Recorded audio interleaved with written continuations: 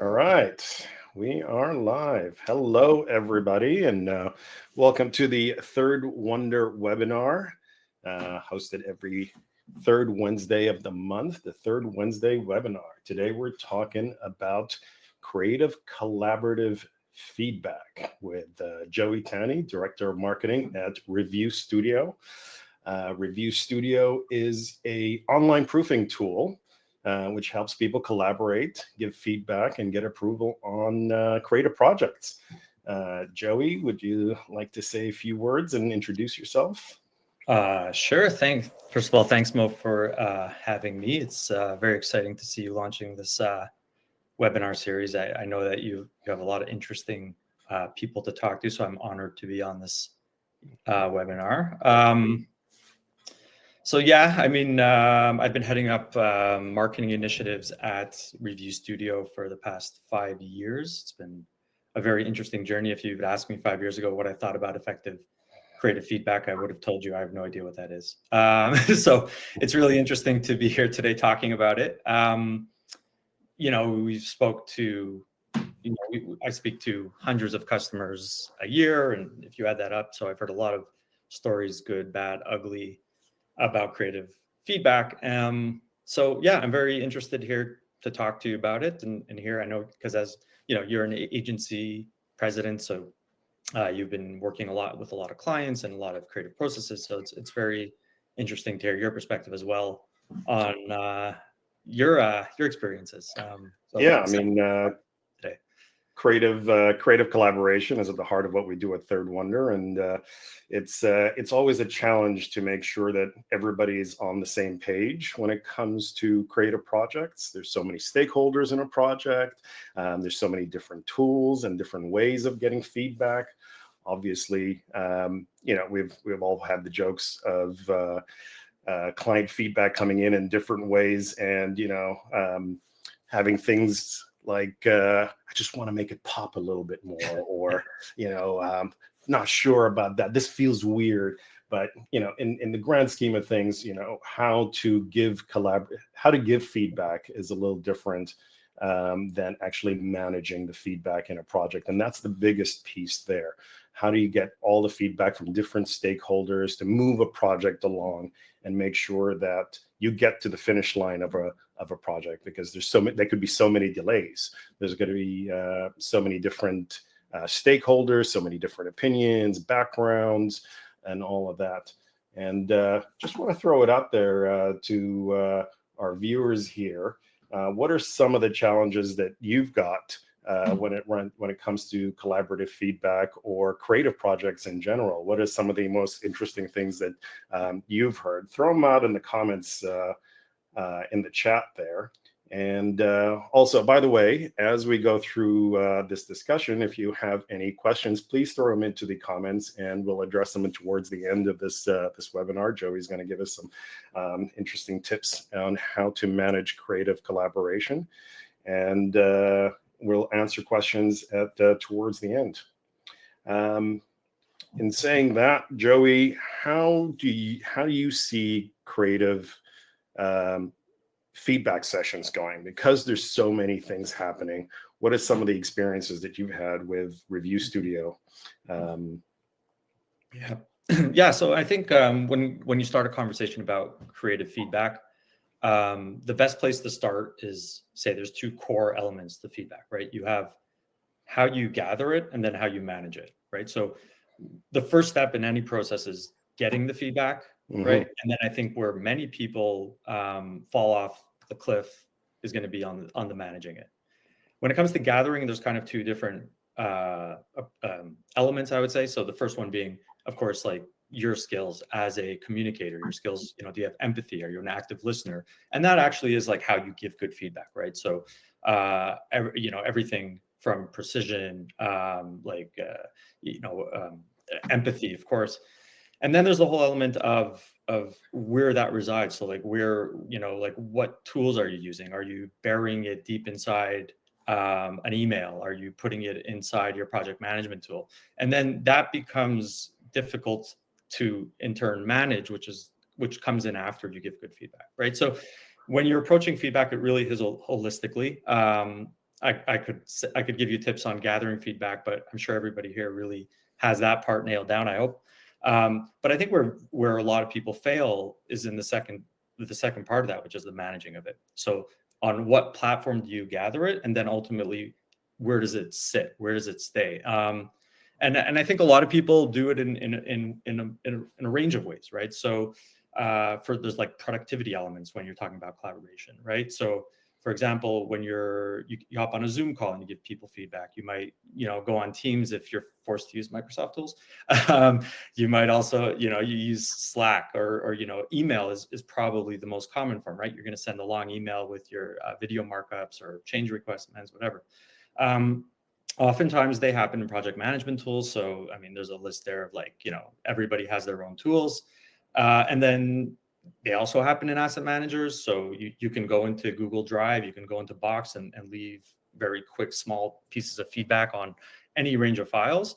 But it doesn't live in the right space to take action, right? And then the final thing is like every creator has content creation tools that they like, right? So you have Photoshop, there are elements of markup.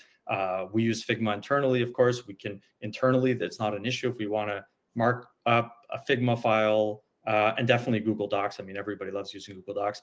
And the worst, of course, is an Excel spreadsheet. And we hear so many stories of people delivering feedback via Excel spreadsheets. So you'll have like timestamps, change lists, you'll have who's got to do it. And then from there, the project management nightmare is taking that and turning that into a to-do list, right? So when it comes to actually the creative collaboration element, especially as it relates to feedback within a creative workflow or a creative process, I think everybody in this conversation can identify with that. I mean, unless you're using ReviewStudio, everybody can identify with that that issue of like, yes, I get feedback, and it might even be good feedback, but extracting the value and getting, going through that thread in the email and taking that and transferring it to the project management tool, and then sending that across to the creative who's living inside Figma or Photoshop or whatever, InDesign, Premiere, and then getting that creative and uploading it and sending it back to the client via,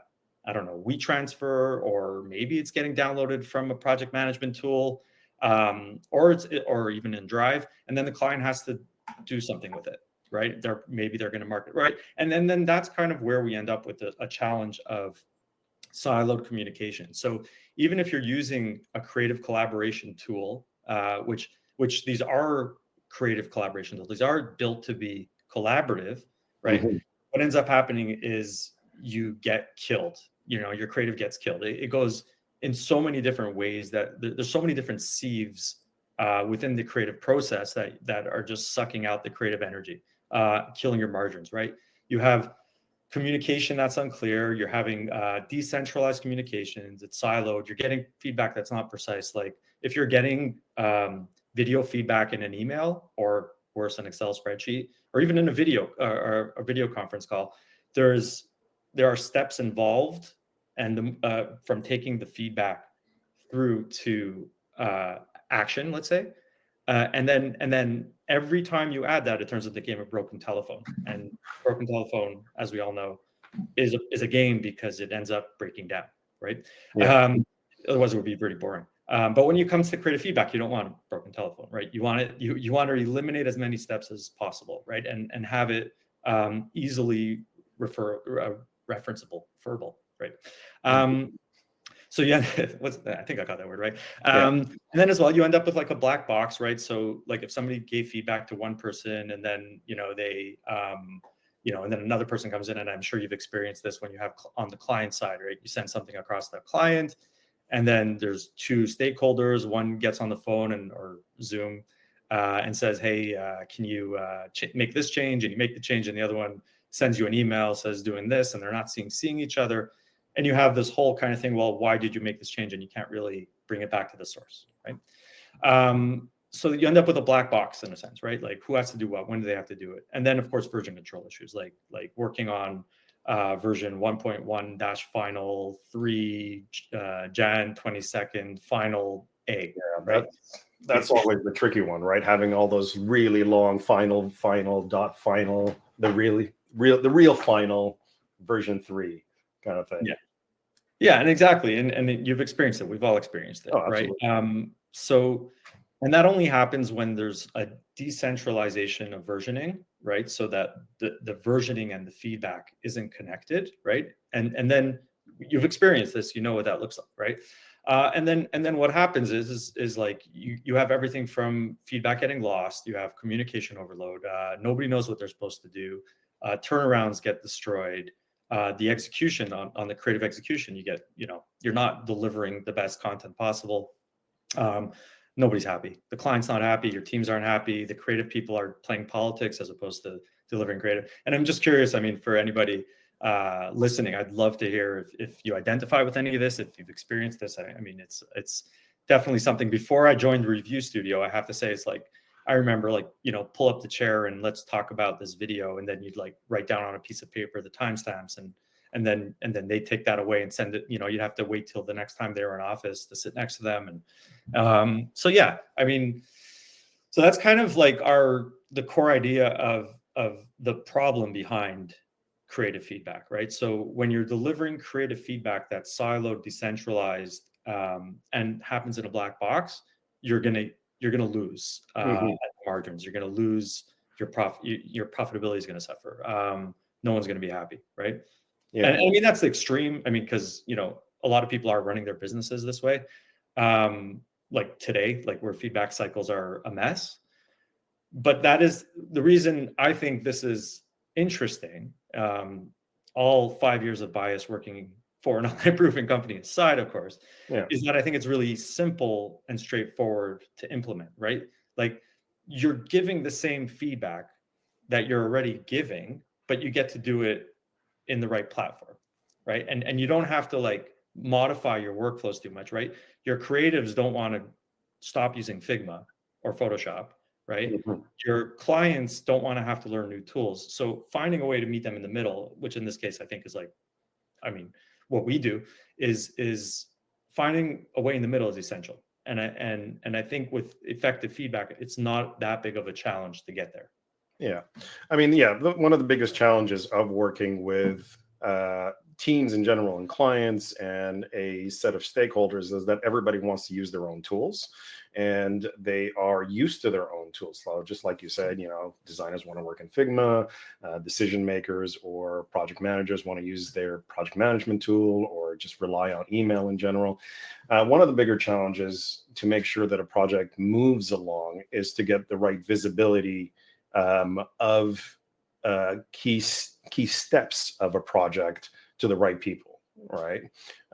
So who's going to have that sign off on something or approval on something, and how do you keep it moving is one of the key challenges to a creative project in general. Yeah, absolutely. Yeah. I And I mean, one of the key elements there, we like to call it the feedback to action connection, right? Like how do you connect feedback to taking the next step, right? Like if you get an email that has a long list of points, the project manager has to go and copy paste, put it into their project management tool. Maybe you have a discussion if there's back and forth, if there's like if you want to figure out what did the client mean, there's a longer email thread, things get buried, miscommunication, copy paste again, etc. Repeat for each version. How many mistakes are you going to make, right? When you have everything that's threaded, right, and centralized, you're able to get that clarity so much faster. And the ability to, with a single click, turn feedback into task is essential as well. And you can do that if you're using a project management tool, right? If the client is going in there, actually not necessarily, right? If you're annotating a file inside a project management tool, typically you can't turn that into a task. You'd still have to transfer somehow. Right? So it's essential to be able to do that, like with one click, and say like, okay, the client wants this removed, right? There's too many birds in this corner of the image. Like, cut these birds out. You want to be able to say, okay, apply this, right? Do this task.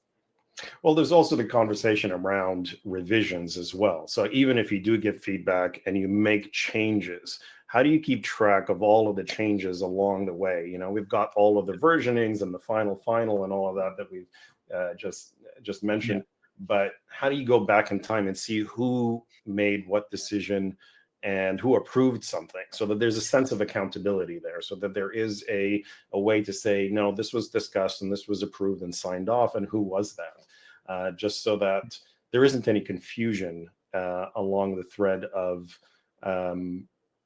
getting a project out there.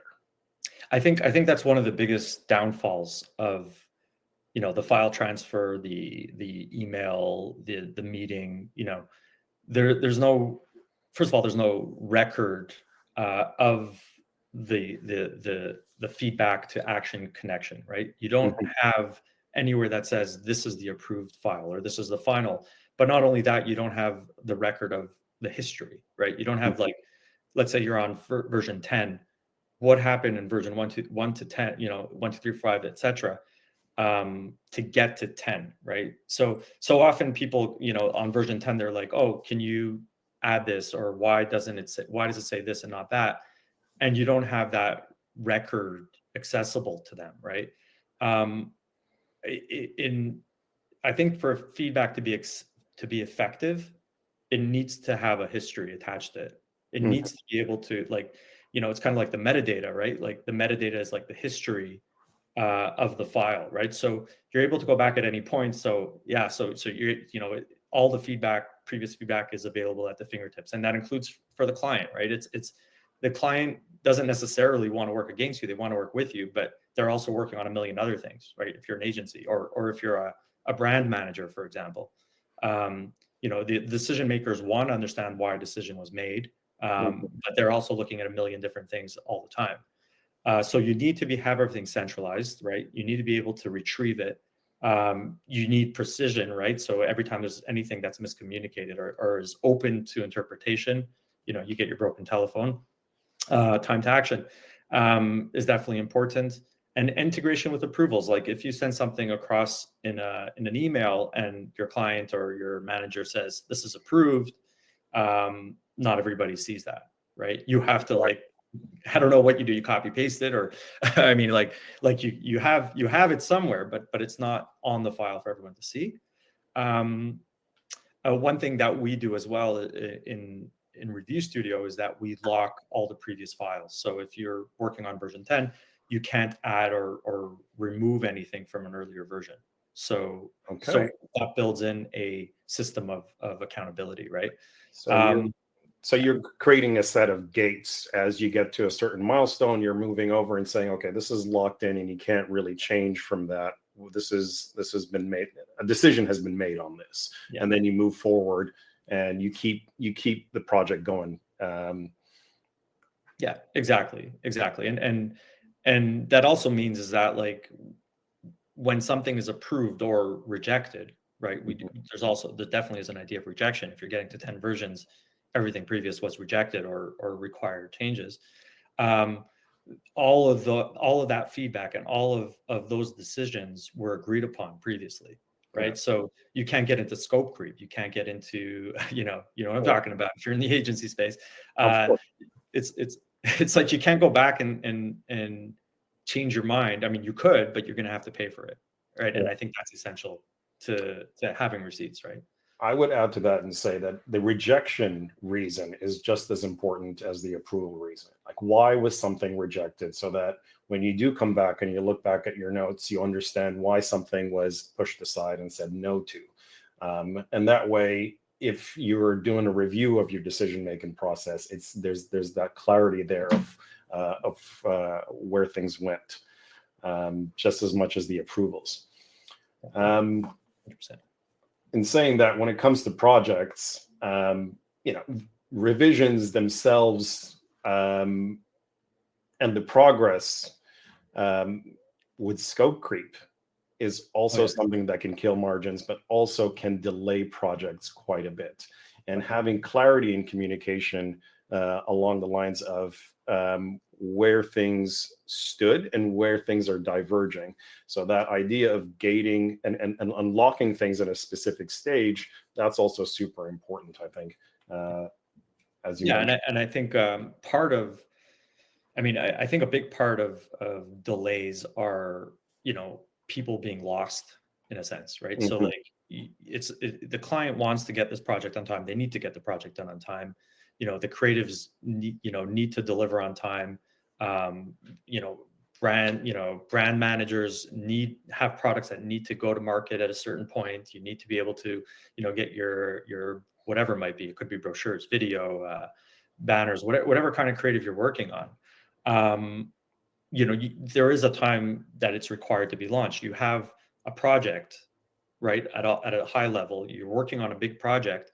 The creative is a component of it, right? And whenever that delay happens inside the creative, you're going to end up seeing a trickle up or down effect across the entire project, right? So giving people, removing barriers, removing sieves within the creative process, and in this particular case, like feedback, right? It's a simple application. It's a simple solution, and it really can make a huge difference, because people are actually like, okay, I want to go in, I want to provide feedback because it's simple, it's intuitive, and it's clear, right? I don't have to mess around. And I think it makes a huge difference. Yeah, there's also the clarity within the feedback itself, and making sure that people understand how to give feedback. And obviously there's different guidelines, and there's different sources out there on how to give effective feedback. We touched on that earlier. Talking about the precision of where you place that feedback, having a lot of these creative collaborative tools, putting comments in spaces, and being, very precise on what needs to change and why things need to change is also super important. But in saying that, there's a plethora of tools that do that, and correct me if I'm wrong, with ReviewStudio, one of the interesting things is that it doesn't just touch on just graphics. It can review video, it can review PDFs, so it has the ability to bring in all sorts of multimedia into one place. And that consolidation is also a really interesting thing, in that you can have one tool centralized for all types of media, and that just makes it easy for people. Is that correct? Yeah, so that's a very important point, because for one, you talk about the plethora of tools, right? And you say, like, Figma has its capabilities to add commenting, so does Google Docs, and if you're only working on one media, you can probably get away with it, and I mean, that's ignoring some of the other benefits, right? So like Google Docs, they recently released an approval feature, so it still exists, but Figma doesn't have it, for example, as far as I know. So aside from that, there are obviously limitations to the feedback process within each tool. When you're talking to your client isn't interested to learn 10 different tools per campaign, right? If you just onboarded a new client and you're like, oh, well, here's my stack, so when it comes to text, we're going to go into Google Docs, not a problem. Your client probably is very familiar with that. It's straightforward. But then we're also going to send you PDFs by email exported from Figma. But then we're also going to send you project management tasks in Asana, et cetera. And then on web content, we can't really do much. So we're going to send you a link, and then just provide us a link of feedback inside a email, right? You're training your client, right? You're training your managers every time, right? Like, and you're teaching them about new tools, and you're teaching them new processes. And every time you do that, you're building resistance to them taking action. And I think that's critical in any feedback process, is like you need to make it as easy as possible for the end user in order for them to, create that value. So our idea is really, like, if you're going to be working on a campaign and you need to share media with a customer, you should be able to do it with context, so they can see where that media fits in. Right. So when you have when you're producing, let's say, the landing page, there's going to be video content. You might be creating banner ads to promote, the new landing page. You're going to have the brochure, the PDF of the white paper. You could send your client to 10 different places, and it's going to end up, you can imagine where it's going to end up. Yeah. Nowhere fast. So we're almost running out of time here, and I wanted to get some questions from our viewers. If you have any questions, please pop them into the chat. So from iCare, what's your go-to strategy for giving clear and constructive feedback on creative projects? I think I'll take this one. To give really clear feedback. I think that is part of the onboarding process when you are engaging with a new client, making sure that they understand what the feedback process is and where they're going to be getting their assets to review. So like we said before, if it's going to be text and you're going to be sharing a Google Doc, make sure to make it clear that you're going to be using suggested editing or comments in copy instead of just plain overwriting what you've written, so that there is a collaboration there. But when it comes to graphic and visual elements, having a clear guideline of how to use the comment tool, be specific, and there's plenty of ways to go about that, and we can share some resources with you guys after this webinar. Yeah, we have a ton of resources on our blog that we can share with you. The one I like the most is never expect your managers, like for example, if you're a creative, never expect your managers or the client to be able to give you good design feedback, right? Yeah. Because at the end of the day, they're not designers. The language, right? There's a certain language in feedback. So it's part of your job as a creative to be able to get to the core of the reason, right? You have to be expert interviewers, interrogators, if you will. So yeah, that's my 2 cents. Well, that goes to the question from Elizabeth. What advice would you give to designers in handling feedback that may seem overly vague or subjective? Yeah. So, and I think also to build off of that last point and everything we've been talking about in terms of having the correct tools to get this feedback, there's a frustration that builds when you can't get to clarity quickly, right? And if you have that feedback in an email with 20 other points and you're sending back, the question, the inline comments, in blue, and some have, some don't, you have comments on some and some don't, and then you're trying to figure out, did I address everything? You're going to end up in a messy situation. If you have threaded feedback in real time that's accessible to everybody on your team, you're going to see a dramatic shift in tone and clarity, of course. Yeah, absolutely. Last question here from iCare again. Can this feedback framework be adapted for use beyond creative projects? I would say making sure that you have a good, strong feedback loop with your clients is always key, regardless of it being a creative project or not. If you're working on large swaths of text, project plans, contracts, or anything like that, that's always important to be able to make sure that it's clear how to give the feedback, what you're giving feedback on. And even if someone gives you vague feedback, being able to dig in and ask inquisitive questions to pull out what they really mean about it, and making assumptions about what someone was thinking. It's a conversation at the end of the day. Feedback is a conversation with you and your client or your stakeholders at the end of the day. 100%. Yeah, I mean, when we talk about creative projects, it's really like, if I get the question correct, it's really just about any content, right? So we're like internally. I mean, it's great because at ReviewStudio, I use the product, I want to say almost every day. Like we use it to review contracts, internal presentations, end of year reporting. Like the application is really broad in that sense. So yeah. Awesome. We're at about time here. It was lovely talking to you, Joey. In saying that, if you do want to connect with Joey, you can scan that QR code.